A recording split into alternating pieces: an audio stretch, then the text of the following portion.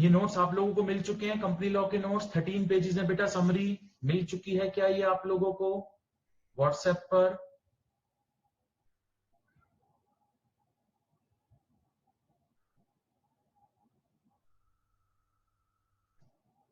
नहीं मिला है? वेट मैं ग्रुप में सेंड करता हूं, 1 मिनट इसको।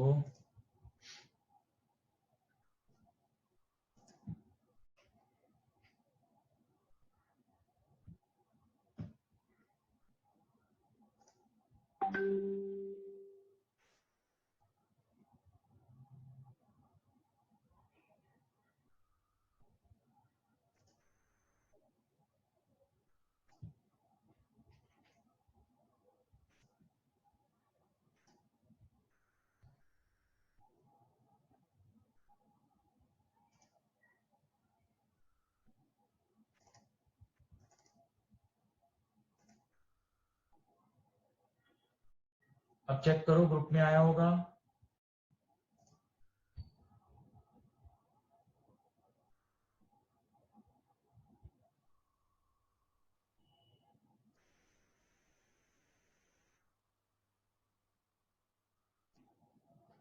यस सर आ गया है सबके पास ये।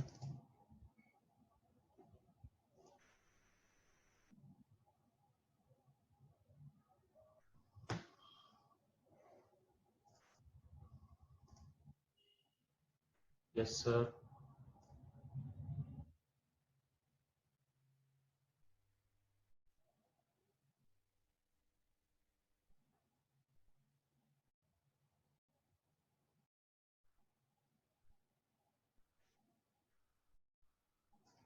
ठीक है बेटा, तो स्टार्ट कर देते हैं।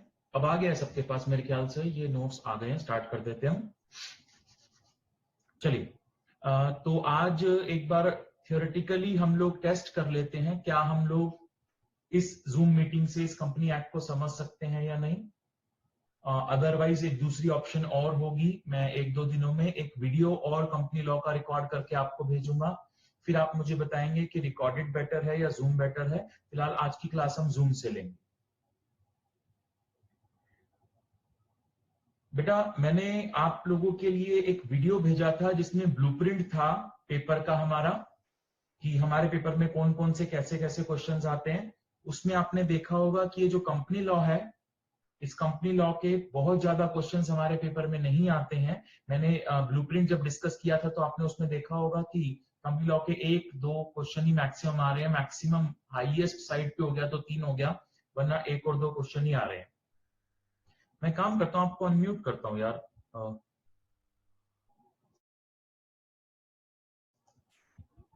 अनम्यूट करता हूं एक बार सबको, ताकि आप लोग कुछ बोल सकें।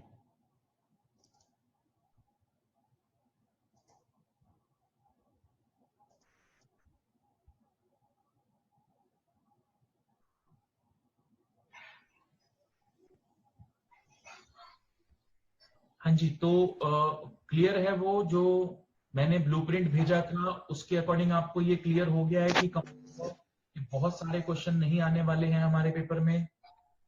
Yes sir.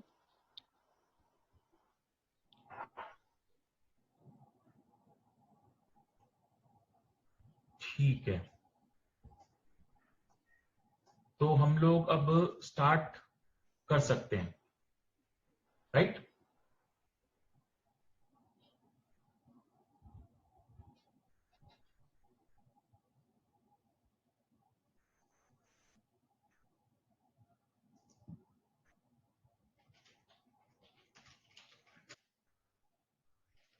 तो हम लोग अब स्टार्ट कर सकते हैं। एक बार आप चैट बॉक्स में यस यस यस भेज दीजिए ताकि मैं स्टार्ट करूं।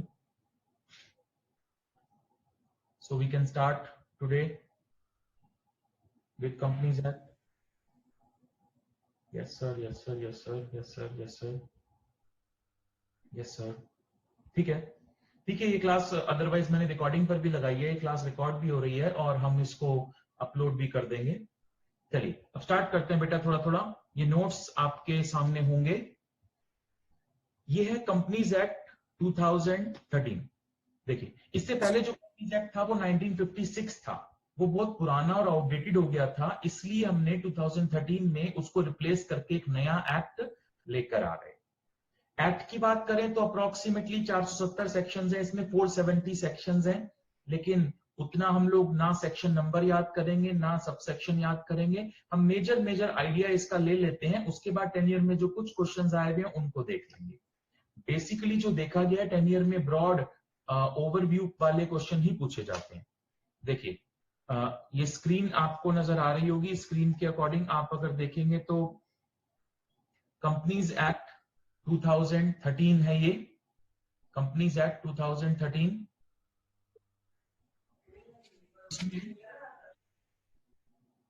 ये टाइटल है companies act 2013, extend whole of India, पूरे इंडिया में एक्सेप्ट, ये एप्लीकेबल है, applicable on companies, insurance companies, banking companies, सारी कंपनीज पर एप्लीकेबल है ये। अब यहां पर ये बात नोटिसेबल है बेटा, ध्यान रखना, जैसे मैं इंश्योरेंस कंपनीज की बात करता हूं, इंश्योरेंस कंपनीज में अब आप सोच रहे होंगे सर इंश्योरेंस कंपनीज को तो IRDA रेगुलेट करता है, बैंकिंग कंपनीज को तो RBI रेगुलेट करता है। बेटा समझो, ये रेगुलेटर्स होते हैं, रेगुलेटर्स अलग हैं। हमारे यहाँ कुछ कुछ इंडस्ट्रीज के रेगुलेटर्स बनाए गए हैं, वो अलग अलग हैं। जैसे बैंकिंग इंडस्ट्रीज को रेगुलेट करने के लिए हमने RBI बना दिया है, इंश्योरेंस कंपनीज को रेगुलेट करने के लिए IRDA बनाया गया है, टेलीकम्युनिकेशन कंपनीज को रेगुलेट करने के लिए ट्राई बनाया गया है। लेकिन कंपनीज एक्ट सब पर एप्लीकेबल है, उसके ओवर एंड अबव जो गाइडलाइंस चलेंगी वो इनके रेगुलेटर्स की चलेंगी। तो कंपनीज एक्ट तो सब पर एप्लीकेबल है। अब यहां पर कहता है what is a company.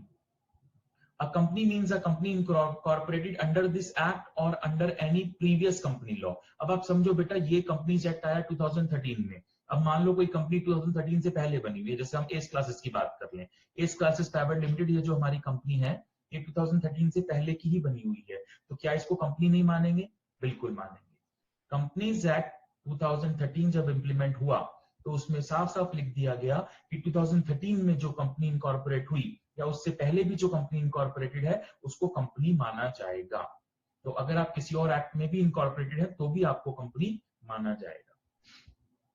Types of company, ये एक इंपॉर्टेंट क्वेश्चन बनता है बेटा यहाँ पर, ये हमको मालूम होना चाहिए कि टाइप्स ऑफ कंपनी कौन कौन सी होती है। देखो, सबसे पहले on the basis of liability, आपकी लायबिलिटी कैसी है, ये एक मेजर फीचर है जो पार्टनरशिप को कंपनी से डिस्टिंग्विश करेगी। समझना, पार्टनरशिप फर्म में क्या होता है बेटा कि जैसे मान लो हम 3 पार्टनर्स हैं, हम तीनों ने 1 लाख 1 लाख 1 लाख 3 लाख रुपीस लगाकर एक बिजनेस स्टार्ट किया पार्टनरशिप फर्म में। 3 लाख रुपए से कैपिटल से हमने बिजनेस स्टार्ट किया, लेकिन बिजनेस करते करते किसी वजह से जो हमारा लॉस हो गया वो हो गया 6 लाख का। कैपिटल लगाई थी 3 लाख और लॉस हो गया 6 लाख का। तो बेटा अब होगा क्या, अब क्योंकि ये पार्टनरशिप फर्म है और इसकी लायबिलिटी अनलिमिटेड होती है, तो इसका मतलब ये हुआ कि जो 1 लाख 1 लाख 1 लाख 3 लाख हमने लगाया था वो तो चला गया हमारा, प्लस उसके अलावा हमको घर से भी पैसे लाकर देने पड़ेंगे। 1 लाख 1 लाख 1 लाख एक्स्ट्रा हमको घर से भी लाकर देना पड़ेगा। तो फाइनली 1 लाख 1 लाख 1 लाख तो हमने इन्वेस्ट किया था, प्लस 1 लाख और हमें घर से लाकर देना पड़ेगा, तो हमारा 2-2 लाख रुपए का टोटल नुकसान हो गया। दिस इज अनलिमिटेड लायबिलिटी का कॉन्सेप्ट। कंपनीज में क्या फायदा है अब आप देखेंगे। देखिए, कंपनीज है company limited by share, company limited by guarantee और अनलिमिटेड कंपनी। पहले थर्ड देखते हैं, अनलिमिटेड कंपनी। अनलिमिटेड कंपनी का मतलब ये हुआ कि आपकी लायबिलिटी अनलिमिटेड है, बिल्कुल वैसी ही जैसी पार्टनरशिप फर्म में थी। तो पार्टनरशिप फर्म में जैसे अनलिमिटेड लायबिलिटी थी वैसी कंपनी में भी अनलिमिटेड लायबिलिटी है। तो अगर आपको अनलिमिटेड लायबिलिटी ही चाहिए तो आप पार्टनरशिप फर्म भी बना सकते हैं, कंपनी भी बना सकते हैं। बेटर रहेगा आप पार्टनरशिप फर्म ही बनाए अगर अनलिमिटेड लायबिलिटी ही चाहिए आपको तो। हाँ, लोग अनलिमिटेड लायबिलिटी वाले भी कई बार कंपनी बना लेते हैं। उसका पर्पस ये होता है कि शुरू में मैं कंपनी बनाऊंगा अनलिमिटेड लायबिलिटी वाली, बाद में जाके उसको लिमिटेड लायबिलिटी में कन्वर्ट करने की मेरे पास ऑप्शन है। चलिए, वो बात की बात है। तो अनलिमिटेड लायबिलिटी का मतलब सेम अनलिमिटेड लायबिलिटी जैसी कि पार्टनरशिप फर्म में होती है। अब आते हैं बेटा ऊपर, company limited by share, company limited by guarantee. अब क्या होता है, कंपनी की लायबिलिटी लिमिटेड होती है। अगर हम 3 लोग हैं, हम तीनों ने कहा 1-1 लाख रुपए मिलाकर बिजनेस स्टार्ट करते हैं in the form of company, तो हमने कंपनी की तरह बिजनेस स्टार्ट कर दिया। अब बेटा ऐसा है कि हमने कंपनी में जो कैपिटल लगाई है वो 3 लाख की लगाई है, तो हमारा लॉस 3 लाख से ज्यादा नहीं हो सकता किसी भी केस में। ठीक है जी। तो अगर लॉस हो गया 4 लाख रुपए का, तो 3 लाख रुपए तो हमारा लॉस हो गया, बाकी 1 लाख जो है वो जो हमारे क्रेडिटर थे उनका नुकसान हुआ होगा, हमारा नहीं हुआ। हम घर से कोई पैसा लाकर नहीं देंगे। पार्टनरशिप फर्म में अनलिमिटेड लायबिलिटी है, घर से पैसा लाकर देंगे, इसमें नहीं लाकर देंगे। अब जो हमारी लिमिटेड लायबिलिटी है वो 2 तरह की हो जाएगी, limited by share, limited by guarantee. कुछ कंपनी होती है शेयर्स वाली, जिसमें मुझे अगर 1 लाख रुपए इन्वेस्ट करने हैं और 10 रुपए का एक शेयर हमने डिवाइड कर दिया है, तो 10 रुपीज इंटू 10,000 शेयर्स, 1 लाख की कैपिटल मेरी ऐसे बन जाएगी। कंपनी लिमिटेड बाय गारंटी में क्या होता है, कुछ कंपनीज ऐसी होती हैं जिनको पैसे की अभी जरूरत नहीं होती, लेकिन वो सोचती हैं कि कल को अगर कोई बड़ा नुकसान हो गया तो उस केस में हमें पैसे की जरूरत पड़ सकती है, बिजनेस के लिए अभी जरूरत नहीं है हमको। तो ऐसी companies company limited by guarantee की तरह बन जाती हैं। जैसे मान लो कोई मंदिर कंपनी की तरह बनना चाहता है, देखो मंदिर कंपनी की तरह नहीं बनेगा, अगर फिर भी मंदिर किसी कंपनी की तरह अगर बनना चाहता है, तो उस केस में बेटा मंदिर क्या करेगा, मंदिर लिमिटेड बाय गारंटी में आएगा। मान लो कोई मंदिर के पुजारी जी मेरे पास आते हैं, कहते हैं जी हमें तो मंदिर बनाना है, एज ए कंपनी बनाना है और हमें पैसे की जरूरत नहीं है, लेकिन कल को अगर कोई क्लेम आ गया किसी का हमारे ऊपर, मान लो हम कोई सामान ही खरीद के ला रहे हैं, सामने वाला बोले जी क्या गारंटी है आपकी सामान के पैसे आप दे दोगे, तो उस केस में मेरे पास पुजारी जी आएंगे, कहेंगे सर आप हमारे मेमोरेंडम ऑफ एसोसिएशन में, एमओए कंपनी का एक डॉक्यूमेंट होता है, क्या होता है अभी बताऊंगा, आप हमारे एमओए में, मेमोरेंडम ऑफ एसोसिएशन में आप गारंटी लिख दो कि अगर कभी जरूरत पड़ी तो मैं इस मंदिर को, इस कंपनी को 10 लाख रुपए तक दे दूंगा, ये मेरी गारंटी है, कभी जरूरत पड़ी तब दूंगा, इन जनरल नहीं दूंगा। तो कंपनी लिमिटेड बाय शेयर्स में फिक्स हो गया कि मैं इतना पैसा दूंगा ही दूंगा। कंपनी लिमिटेड बाय गारंटी में अगर कभी जरूरत पड़ी तो दे दूंगा, वरना नहीं दूंगा। इसको पढ़ लेते हैं बेटा एक बार। कंपनी लिमिटेड बाय गारंटी में लिखा है company of liability of its member limited by memorandum, memorandum का मतलब है memorandum of association, to such amount as the member may respectively taken to contribute to the assets of the company in the events of its being bound up, double underline bound up। तो अगर bound up हुआ तो आप इसको देंगे, वरना इस पैसे को देने की कोई जरूरत नहीं है, ये गारंटी अमाउंट की तरह आपके नाम के आगे लिखा रहेगा। ठीक है। कंपनी लिमिटेड बाय शेयर, ये सिंपल मैंने आपको बताया कि जैसे अगर मेरे को 1 लाख रुपए किसी कंपनी में इन्वेस्ट करने हैं जिसकी शेयर की वैल्यू 10 रुपीज है, तो 10 रुपीज इंटू 10,000 शेयर्स मैं उस कंपनी के ले लूंगा, 1 लाख रुपए मैं उस कंपनी में इन्वेस्ट कर दूंगा। Company limited by shares, company limited by guarantee and unlimited company. क्या ये तीनों चीजें क्लियर हैं? अदरवाइज अगर कोई डाउट है तो आप चैट बॉक्स में पूछ लें या आपके माइक्स ऑन है, आप पूछ सकते हैं। Limited by share, limited by guarantee, unlimited company.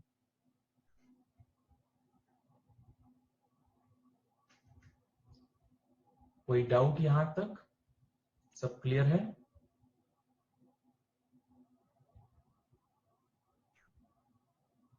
सब क्लियर है यहां तक?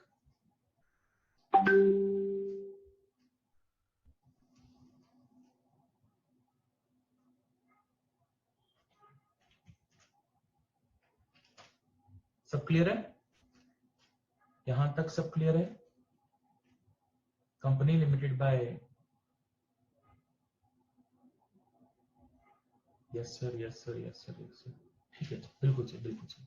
ठीक है, अब आते हैं बेटा नीचे, on the basis of membership, किसी कंपनी के मेंबर कितने हो सकते हैं? बेटा मेंबरशिप के हिसाब से ये कंपनी 3 तरह की होंगी, प्राइवेट कंपनी, पब्लिक कंपनी और एक ओपीसी 1 पर्सन कंपनी।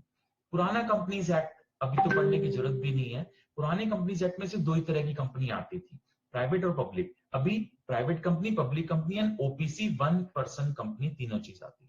देखते हैं एक बार इसको।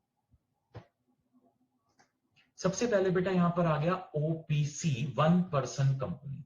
इसमें क्या होता है कि कुछ लोग हैं, जैसे मैं अकेला ही कोई बिजनेस करना चाहता हूं।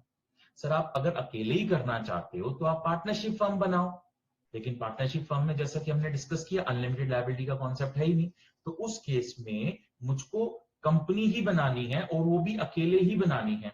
तो उस केस में मैं ओपीसी बनाऊंगा 1 पर्सन कंपनी। ठीक है जी, कोई भी दिक्कत नहीं है। Only 1 person is a member, एक ही आदमी मेंबर होगा। पेड अप कैपिटल की कोई रिक्वायरमेंट नहीं है। एमओए में आपका नाम लिखा होगा और एक और आदमी का नाम लिखा होगा। अगर एक पर्सन की डेथ हो जाए तो उसके शेयर्स या कैपिटल जो भी है वो किसको दी जाए, वो एक पर्सन का नाम लिखा होगा। और एक से ज्यादा ओपीसी आप नहीं बना सकते। Second last point, no person shall be eligible to incorporate more than 1 OPC. एक 1 पर्सन पर कंपनी से ज्यादा आप नहीं बना सकते। And last is minor OPC नहीं बना सकता। माइनर 1 पर्सन कंपनी नहीं बनाएगा क्योंकि माइनर की लायबिलिटी लिमिटेड होती है, प्रॉब्लम हो जाएगी, कॉन्ट्रैक्ट भी नहीं कर पाएगा। आगे इसके बाद नीचे आते हैं, नेक्स्ट वाला देखते हैं, बीच में रीड करने का कोई डाउट होगा तो आप पूछ लेंगे। नेक्स्ट है बेटा प्राइवेट कंपनी। प्राइवेट कंपनी ये सबसे पॉपुलर फॉर्म ऑफ कंपनी है जब आप बेसिक लेवल पर बात करते हैं। तो जैसे मैं आपको बताता हूं, आप ना कंपनीज के नाम पढ़ा करो। जैसे एस क्लासेस है, अब एस क्लासेस के पीछे, नाम के पीछे या तो लिखा होगा लिमिटेड या लिखा होगा प्राइवेट लिमिटेड। अगर लिखा है प्राइवेट लिमिटेड तो वो प्राइवेट कंपनी है, अगर लिखा हुआ है लिमिटेड तो वो पब्लिक कंपनी है। यहां पर एक बहुत बढ़िया बात बताता हूं, अगर एस क्लासेस के पीछे लिखा है company, S classes and company, ऐसा कुछ लिखा है, तो इसका मतलब वो कंपनी नहीं है। एस क्लासेस कंपनी नहीं है अगर उसके नाम के पीछे कंपनी लिखा है तो। कंपनी अगर नाम के पीछे लिखा है तो कंपनी वर्ड सिर्फ एक इंग्लिश का वर्ड है, कंपनीज एक्ट का वर्ड नहीं है। कंपनी वर्ड का मतलब सिर्फ इतना है, कॉम मतलब एक साथ, पेनीज मतलब पैसे, एक साथ मिलकर पैसे कमाने के लिए हम इकट्ठे हुए हैं, दैट इज कंपनी। तो अगर मैं लिखता हूं एस क्लासेस एंड कंपनी तो इसका मतलब मैं कंपनी नहीं हूं। अगर मैं कंपनी हूं तो मेरे नाम के पीछे या तो प्राइवेट लिमिटेड लिखा जाएगा या लिमिटेड लिखा जाएगा। आप पुरानी दिल्ली में चले जाओ, अभी आजकल तो लॉकडाउन है, आजकल मत जाना, वैसे जैसे कभी पुरानी दिल्ली चले जाओ, बोर्ड्स पे लिखा होता है Mehra sons and company, Mehra and sons company, ऐसे ऐसे कंपनी कंपनी लिखा होता है उनके पीछे, वो कंपनी नहीं होती। कंपनी के पीछे या तो लिमिटेड होगा या प्राइवेट लिमिटेड होगा। जैसे हम एस क्लासेस की बात करते हैं तो हमारा पूरा नाम है एस क्लासेस प्राइवेट लिमिटेड, इसका मतलब हम एक प्राइवेट कंपनी है। क्या क्या होगा प्राइवेट कंपनी में, कम से कम 2 पर्सन होंगे, मिनिमम 2 पर्सन होंगे, मैक्सिमम 200 तक हो सकते हैं। पुराने कोई कंपनी लॉ के आप क्वेश्चन उठाएंगे तो उसमें मैक्सिमम 50 था, अब उसको भूल जाओ आप। इसीलिए कंपनी लॉ के बहुत पुराने क्वेश्चन प्रैक्टिस करने ही नहीं है, एक्ट ही पढ़ना है हमको यहां से। मिनिमम 2 पर्सन, मैक्सिमम 200 पर्सन होंगे। ठीक है जी, चलो अब इसके बाद बेटा सीधा आएंगे, इसके बाद हम सीधा आएंगे पब्लिक कंपनी पर। अभी डिस्टिंक्शन में और क्लियर कर रहा हूं, एक बार कनिका एक क्वेश्चन भी पूछ रही है कि सर ओपीसी और प्रोप्राइटरशिप में फर्क क्या है, बता देता हूं। पब्लिक कंपनी पर आते हैं बेटा। पब्लिक कंपनी में क्या होता है, जो बड़ी सिंपल सी डेफिनेशन है और इसको बहुत क्लियरली समझना, जो प्राइवेट नहीं है वो पब्लिक है, खत्म हो गई बात। कोई कंपनी अगर प्राइवेट लिमिटेड कंपनी नहीं है तो पब्लिक लिमिटेड कंपनी है, ओपीसी अलग चली गई। पब्लिक कंपनी की सिंपल सी डेफिनेशन है। अब minimum number of members private में 2 थे, पब्लिक में 7 है। मैक्सिमम प्राइवेट में 200 थे, पब्लिक में कोई लिमिट नहीं है, इनफाइनाइट हो सकते हैं। जैसे रिलायंस इंडस्ट्रीज, अगर आप पूरा नाम पढ़ेंगे तो रिलायंस इंडस्ट्रीज लिमिटेड है उसका पूरा नाम, तो इसमें मैक्सिमम कितने भी हो सकते हैं, कोई भी प्रॉब्लम नहीं है। अब एक पॉइंट देखो बेटा, शेयर्स फ्रीली ट्रांसफरेबल, और ऊपर प्राइवेट में भी एक क्लॉज लिखा हुआ था, right to transfer shares restricted. ये क्या होता है आप समझना। देखो, मैंने, प्रवीण सर ने और 1-2 टीचर्स ने और मिलकर हमने एस क्लासेस प्राइवेट लिमिटेड बना। हमने इस कंपनी को प्राइवेट रखा, हमने कहा मिलजुल कर लाइक माइंडेड लोग लाइक मेंटालिटी से काम करेंगे और बिजनेस को बढ़ाएंगे। अब कल को एक टीचर हमारे में से कहता है जी मेरे को तो ये कंपनी छोड़ के जाना है, मैं अपना प्रोफेशन चेंज कर रहा हूं, मैं कुछ और करूंगा। हमने कहा बहुत बढ़िया है जी। अब एक डाउट है, डाउट ये है बेटा कि अगर उस टीचर ने अपने शेयर्स किसी ऐसे आदमी को बेच दिए जिसकी मेंटालिटी हमसे नहीं मिलती है, तो उस केस में होगा क्या, उसकी और हमारी अनबन रहेगी जिससे कंपनी का नुकसान होगा। इसलिए प्राइवेट लिमिटेड में शेयर्स को ट्रांसफर करने की कुछ रिस्ट्रिक्शंस लगा दी जाती हैं। जैसे हम अपने आर्टिकल्स में, आर्टिकल क्या होता है बताऊंगा, हम कहीं पर लिख देंगे कि भैया अगर प्राइवेट कंपनी का कोई मेंबर अपने शेयर्स बेचना चाहता है तो ये रिस्ट्रिक्शन रहेंगे। रिस्ट्रिक्शन कैसी हो सकती है, एक एग्जांपल दे रहा हूं। पहला सबसे पॉपुलर एग्जांपल है इसका कि हम क्या बोल सकते हैं, हम बोल सकते हैं बेटा अगर आपको अपने शेयर्स बेचने हैं तो आप किसी आउटसाइडर को ऑफर करने से पहले वो शेयर्स हमारे को ऑफर करोगे, एग्जिस्टिंग शेयर होल्डर्स को ऑफर करोगे। अगर ये नहीं खरीदते तो आप आउटसाइडर को बेच देना। इससे क्या होगा, हमने कोशिश तो की कि कम से कम इंटरनल लोग ही मैनेजमेंट को पार्टिसिपेट करते हैं। पब्लिक कंपनी में ऐसी कोई रिस्ट्रिक्शन नहीं लगाई जा सकती। पब्लिक कंपनी में तो कहते हैं भैया ये कंपनी ही पब्लिक की है, जब इतने सारे शेयर होल्डर्स हैं ही ऑलरेडी तो आप क्या करोगे उस पर रिस्ट्रिक्शन लगाकर। तो प्राइवेट कंपनी में शेयर्स को ट्रांसफर करने के लिए रिस्ट्रिक्शन लगाई जाती है, पब्लिक कंपनी में नहीं लगाई जाती है। मेजर डिफरेंस है दोनों में। प्राइवेट कंपनी में लगाई क्यों जाती है, ताकि कोई आउटसाइडर आके हमारे बिजनेस को स्पॉइल ना कर दे। पब्लिक कंपनी में इसलिए नहीं लगाई जाती क्योंकि वैसे ही सारे आउटसाइडर हैं, इतने सारे लोग हैं। तो ये मेजर डिफरेंस है पब्लिक और प्राइवेट में। 1 मिनट के लिए एक क्वेश्चन आया हुआ है कनिका का कि सर प्रोप्राइटरशिप और 1% कंपनी में फर्क क्या है। बेटा प्रोप्राइटरशिप एक अनलिमिटेड लायबिलिटी वाला कॉन्सेप्ट है और कंपनी एक लिमिटेड लायबिलिटी वाला कॉन्सेप्ट है। सबसे बड़ा डिफरेंस यही है। मैं मनीष गोयल हूं, मैं एक कोचिंग सेंटर खोलना चाहता हूं एस क्लासेस के नाम से, ठीक है। तो एस क्लासेस मैं प्रोप्राइटरशिप के नाम से भी चला सकता हूं, एस क्लासेस मैं ओपीसी 1% कंपनी के नाम से भी चला सकता हूं। अगर मैंने प्रोप्राइटरशिप चलाई तो उस केस में कल को अगर ज्यादा नुकसान हुआ तो क्रेडिटर्स मेरे घर से पैसा ले जाएंगे।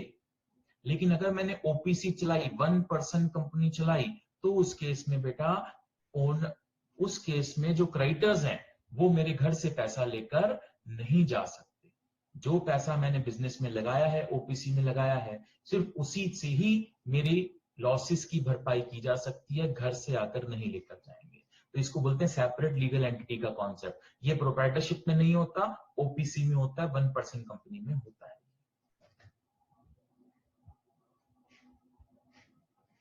और कोई doubt? Divya sir please explain point number 6 under OPC. Point number 6 under OPC. तो बेटे ऐसे ऐसे डाउट ना पूछ चलो बेटा पॉइंट नंबर 6 में लिखा है such company can not be incorporated converted into company under section 8 of the act. ये अंडर सेक्शन 8 है। सेक्शन 8 तो मैंने पढ़ाया ही नहीं, वो नेक्स्ट पेज पर आएगा, इसलिए अभी ये नहीं कर पाओगे आप। इसीलिए मैंने 5 पॉइंट पढ़ा के छोड़ दिया था क्योंकि अगले पेज पे कराऊंगा इसको। सेक्शन 8 अभी हमने नहीं किया है, बड़ा इंपॉर्टेंट सेक्शन है ये, तो अभी नहीं किया हमने, इसको करेंगे नेक्स्ट पेज पर ही आ रहा है, कर रहे हैं बस, करवा दूंगा। प्राइवेट और पब्लिक कंपनी क्लियर है? प्राइवेट पब्लिक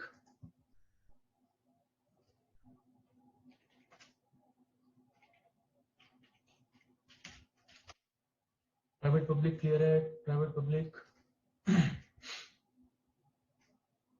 प्राइवेट पब्लिक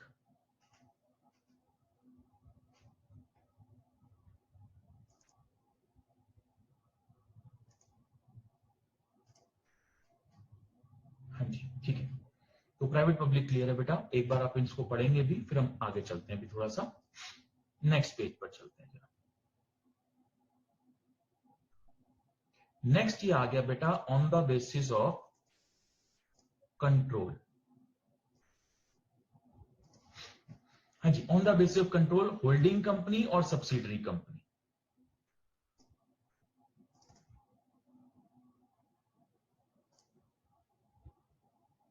इसको देखेंगे जरा, होल्डिंग कंपनी सब्सिडरी कंपनी। बेटा होल्डिंग कंपनी क्या होती है, अगर आप किसी दूसरी कंपनी के डिसीजंस को कंट्रोल कर सकते हो, जो आप बोलोगे वही उसको करना पड़ेगा, तो इसका मतलब आप उसकी होल्डिंग कंपनी। ये सिंपल सी बात है आसान शब्दों में। अब इसको टेक्निकली लेके जाते हैं। सर दूसरी कंपनी हमारी बात क्यों मानेगी? भाई कई रीजंस हो सकते हैं। पहला और सबसे पॉपुलर रीजन, आपने उस कंपनी की 51% शेयर होल्डिंग खरीद ली है। अगर आपने उस कंपनी की 51% शेयर होल्डिंग खरीद ली है बेटा, तो जो आप बोलोगे वो उसको मानना पड़ेगा। उसकी जनरल मीटिंग में जो भी डिसीजन हो रहा होगा, 51% वाले तो आप ही हो, आप वो जो बोलोगे वो मानना पड़ेगा। 49% वाले माइनॉरिटी में रहेंगे। तो पहला तो ये है कि जब आप किसी कंपनी की 51% या उससे ज्यादा की कैपिटल खरीद लेते हो तो आप उसकी होल्डिंग कंपनी बन जाती है। इसके अलावा भी और कई तरीके हो सकते हैं। देखो यहां पर क्या लिखा है सब्सिडरी कंपनी की डेफिनेशन में, control the composition of board of directors. अगर आप उस कंपनी के majority of board of directors appoint कर सकते हो तो भी आप उसकी होल्डिंग कंपनी बन जाओगे। सर हम कैसे अपॉइंट कर देंगे उसकी majority of board of directors? भाई मजबूरी का फायदा उठा सकते हैं कई बार। जैसे मान लो कोई कंपनी है जिसको लोन चाहिए, कैपिटल नहीं, लोन। आपने क्या कंडीशन रख दी, भैया लोन तभी दूंगा जब तेरे मेजोरिटी ऑफ डायरेक्टर्स मैं अपॉइंट करूंगा। तो इस तरीके से आपने उसके मेजोरिटी ऑफ डायरेक्टर्स को अपॉइंट करने का कंट्रोल ले लिया। अगर उसके 15 डायरेक्टर्स हैं तो 15 में से 8 डायरेक्टर आप अपॉइंट कर रहे हो, यानी कि मेजोरिटी डायरेक्टर आप अपॉइंट कर रहे हो, तो आप उसकी होल्डिंग कंपनी हो गई। ठीक है जी। सर क्या ये गलत मजबूरी का फायदा उठा रहे हैं? ऐसे नहीं, हमेशा जरूरी नहीं है कि मजबूरी का ही फायदा उठा रहे हो। देखो मैं किसी कंपनी को लोन दे रहा हूं तो मैं ये भी चाहूंगा कि मेरे पैसे सही जगह इस्तेमाल हो, और पैसे इस्तेमाल करने के डिसीजन कौन लेता है? डायरेक्टर्स। इसलिए मैं चाहूंगा कि उसके समझदार डायरेक्टर्स मैं अपॉइंट करूंगा, मेजोरिटी वाले। बाकी छोटे मोटे डायरेक्टर वो खुद अपॉइंट कर ले, जिससे मेरे पैसे का मिसयूज ना हो, बस मैं ये इंश्योर करना चाहता हूं। तो फाइनली हमने यहां पर बोला कि होल्डिंग कंपनी, अगर आप किसी कोई डिसीजंस को कंट्रोल कर रहे हो तो आप उसकी होल्डिंग कंपनी हो। कैसे कंट्रोल करोगे? सब्सिडरी कंपनी में लिखा है, पहला control the composition of board of directors, अगर आप उसके बोर्ड ऑफ डायरेक्टर्स को कंट्रोल कर रहे हो तो। दूसरा 1/2 ऑफ द शेयर कैपिटल, अगर आप उसकी 51% या उससे ज्यादा की शेयर कैपिटल खरीदे हुए हो तो भी आप उसकी होल्डिंग कंपनी बन गए हो। Next associate company. अभी बेटा टाइम थोड़ा सा कम रह गया हमारे पास, थोड़ा सा मैं आगे आगे पढ़ाया था, फिर डाउट्स ले लूंगा। एसोसिएट कंपनी, एसोसिएट कंपनी एक सिंपल सा काम है जी, अगर आप किसी कंपनी को इन्फ्लुएंस कर सकते हो, सिग्निफिकेंट इन्फ्लुएंस, तो हम उसको एसोसिएट कंपनी बोल देते हैं। जैसे रिलायंस इंडस्ट्रीज है, इसकी बड़ी सारी सिस्टर कंसर्न बनी हुई है, सब्सिडरी कंपनी बनी हुई है जो आपस में सिस्टर कंसर्न है, तो वो एक दूसरे की एसोसिएट कंपनी कहलाएंगे। ये कोई खास बात नहीं है, आगे भी आ जाए। इसके बाद है बेटा on the basis of access to capital. Access to capital मतलब आप उस कंपनी की कैपिटल में इन्वेस्ट कर पाओगे या नहीं कर पाओगे, ये वो वाली बात रहेगी, समझना। देखो यहां हमने बोला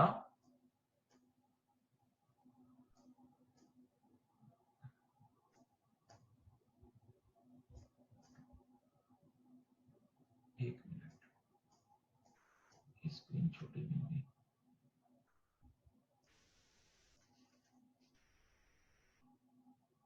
हाँ जी, access to capital. Access to capital में बेटा ये आ गया हमारा listed company and unlisted company. देखो मैं अगर किसी कंपनी के शेयर्स खरीदना चाहता हूं तो मैं कैसे खरीद सकता हूं? जैसे आज की डेट में दो तरह की major company access to capital में, एक जो स्टॉक एक्सचेंज में लिस्टेड है और एक जो स्टॉक एक्सचेंज में लिस्टेड नहीं है। पहली बात, प्राइवेट कंपनी स्टॉक एक्सचेंज में लिस्टेड नहीं होगी, सिर्फ पब्लिक ही होगी। पब्लिक कंपनी अगर आप चाहो तो स्टॉक एक्सचेंज में लिस्ट करवा लो, चाहे तो ना करो। तो अगर कोई ऐसी पब्लिक कंपनी है जो स्टॉक एक्सचेंज में लिस्टेड है, मुझे उसके शेयर्स खरीदने हैं, अपने ब्रोकर को फोन लगाऊंगा, भाई साहब आज 100 शेयर खरीद लो रिलायंस इंडस्ट्रीज के, या 100 शेयर खरीद लो यस बैंक के, और खरीद लो। यस बैंक के शेयर मत खरीदना, डूबा हुआ बैंक है। चलो, तो अगर कोई ऐसी कंपनी है जिसको आप शेयर खरीदना चाहते हो और स्टॉक एक्सचेंज में लिस्टेड है, तो ब्रोकर के थ्रू आप फटाफट उसके शेयर्स खरीद सकते हैं। लेकिन अनलिस्टेड कंपनी, अगर कोई ऐसी पब्लिक कंपनी है जिसको स्टॉक एक्सचेंज में लिस्ट नहीं कराया गया है, ऐसी पब्लिक कंपनी हो सकती है। मैं कहता हूं मेरे को बिजनेस करना है, 200-300 लोग से पैसा इकट्ठा करूंगा, 200-300 लोग मेरी जुबान पर ही पैसा दे देंगे, मेरे को स्टॉक एक्सचेंज में जाने की जरूरत नहीं है। तो मैं एक पब्लिक कंपनी बनाऊंगा, क्योंकि 200 लोगों से ज्यादा हो गए ना, पब्लिक कंपनी बनाऊंगा और उसको स्टॉक एक्सचेंज में लिस्ट नहीं कर पाऊंगा। तो उस केस में अगर आपको किसी ऐसी कंपनी के शेयर्स खरीदने हैं तो आप स्टॉक एक्सचेंज से नहीं खरीद सकते, फिर आपको उसके रजिस्टर्ड ऑफिस में जाके वहां एप्लीकेशन लगानी पड़ेगी, फिर डायरेक्टर्स डिसाइड करेंगे कि आपको शेयर्स दें या ना। क्लियर है बेटा? तो ये लिस्टेड और अनलिस्टेड कंपनी है। इसके बाद है other form of company. Other form of company में गवर्नमेंट कंपनी, बहुत सुंदर डेफिनेशन है बेटा, समझना, और कंफ्यूजन की जरूरत ही नहीं है। बच्चे कंफ्यूज रहते हैं, गवर्नमेंट कंपनी कुछ नहीं। अगर किसी भी कंपनी की 50% से ज्यादा की शेयर होल्डिंग गवर्नमेंट ने ले ली तो वो गवर्नमेंट कंपनी बन गई, बात ही खत्म हो गई। एस क्लासेस प्राइवेट लिमिटेड, आज केजरीवाल जी आ गए हमारे पास और कहते हैं भैया आप बहुत बढ़िया काम कर रहे हो यार, लॉकडाउन में बच्चों को फ्री में एजुकेशन बांटो, आप एक काम करो, आपकी 51% कैपिटल हम खरीद लेते हैं, दिल्ली सरकार खरीद लेती है। खरीद ली। तो एस क्लासेस प्राइवेट लिमिटेड आज से ही गवर्नमेंट कंपनी बन गई, क्योंकि उसकी 51% की भागीदारी सरकार ने खरीद ली, तो वो एक गवर्नमेंट कंपनी बन गई। सर ये तो एक प्राइवेट कंपनी है। तो कोई बात नहीं बेटे, क्या हो गया, फिर पैसा सरकार का लगा हुआ है ना, तो वो गवर्नमेंट कंपनी बन गई। वो बात क्लियर है हमेशा। गवर्नमेंट किसी भी कंपनी में जब पैसे इन्वेस्ट करती है तो पैसे कमाने के लिए नहीं करती, समाज के कल्याण के लिए करती है, वेलफेयर ऑफ द सोसाइटी के लिए करती है। तो इसलिए हमेशा ध्यान रखना, जब भी किसी कंपनी में 51% की भागीदारी, 50% से ज्यादा की भागीदारी सरकार खरीद लेगी, कोई भी सरकार, सेंट्रल गवर्नमेंट, स्टेट गवर्नमेंट या कोई और मिलजुल कर, तो उस केस में उस कंपनी को हम गवर्नमेंट कंपनी बोल देंगे। सरकार किसी कंपनी में तभी हिस्सेदारी खरीदती है जब सरकार को लगता है कि ये जनता की भलाई के लिए है। आज की डेट में हो सकता है सरकार किसी मास्क बनाने वाली कंपनी, सैनिटाइजर बनाने वाली कंपनी में अपनी 51% की भागीदारी खरीद ले जनता के।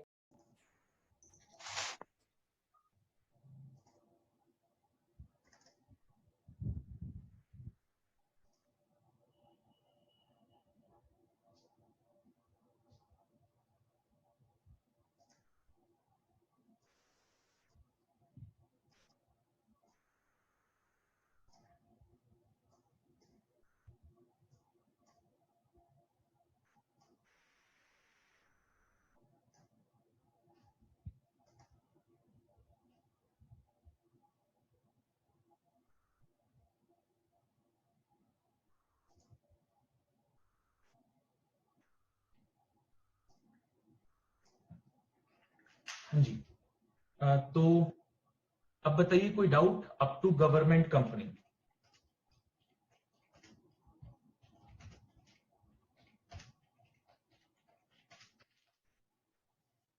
Any doubt up to government company? Government company point तक कोई doubt? Tejaswita no sir, Harnoor no sir.